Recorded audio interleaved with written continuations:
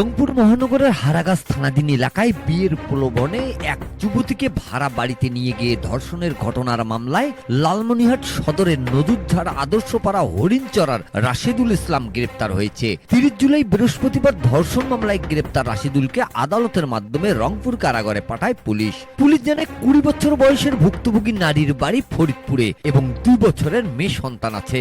স্বামী নেশাগ্রস্ত হওয়ায় গত বছর তাদের তালাক হয়। প্রায় 4 মাস পূর্বে ইমো অ্যাপে রাশেদুল নিজেকে অবিবাহিত পরিচয় দিয়ে প্রেমের সম্পর্ক গড়ে তোলে। রাশেদুল ওই নারীর সবকিছু জানার পরে বিয়ে করার জন্য তাকে রংপুর আসতে বলে। 28 জুলাই মঙ্গলবার ওই নারী বিয়ের আশ্বাসে সন্তানকে নিয়ে ফরিদপুর থেকে রংপুরের সাতমাথায় আসেন। সেখান থেকে তাকে রাশেদুল নিজ বাড়িতে না নিয়ে গিয়ে হারাগাছ থানাধীন বাহার কাসনা জুম্মাটারি এলাকায় জনৈক ব্যক্তির বসত বাড়িতে ভাড়া নেওয়া ঘরে নিয়ে যায়। সন্ধ্যার দিকে প্রথমে যৌন কামনা চারিতার্থে ওই নারীর শরীরের বিভিন্ন স্থানে স্পর্শ করে রাশেদুল। বাধা দিলে বিয়ের কথা বলে তাকে জোরপূর্বক সারা রাতভর একাধিকবার ধর্ষণ করে রাশেদুল। পরদিন 29 জুলাই বুধবার রাত 8টার দিকে রাশেদুল ভাড়া বাড়িতে মেয়েটিকে একা ফেলে পালিয়ে যাওয়ার চেষ্টা করে। প্রতারণার বিষয়টি টের পেয়ে নারীর চিৎকারে স্থানীয় লোকজন রাশেদুলকে আটক করে। খবর পেয়ে ঘটনাস্থল থেকে ধর্ষণে অভিযুক্ত রাশেদুলকে আটক করে থানায় নিয়ে আসে পুলিশ।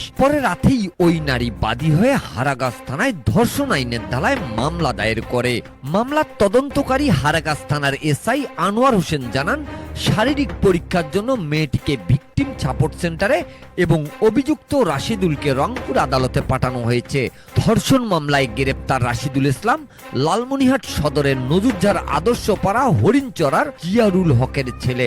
রংপুর মেট্রোপলিটন আদালত কোর্ট পুলিশের ওসি আবু সাইদ চৌধুরী জানান, হারাগাছ থানায় ধর্ষণ আইনের ধারায় মামলায় গ্রেপ্তার রাশেদুলকে আদালতের মাধ্যমে রংপুর কারাগারে পাঠানো হয়েছে। এদিকে আর কোনো নারীর সাথে বিয়ের প্রলোভনায় প্রতারণা না করে বিচারিক আদালতে ধর্ষক রাশেদুলের দৃষ্টান্তমূলক শাস্তি চান ভুক্তভোগী নারী। Mizanur Rahman, DRS news.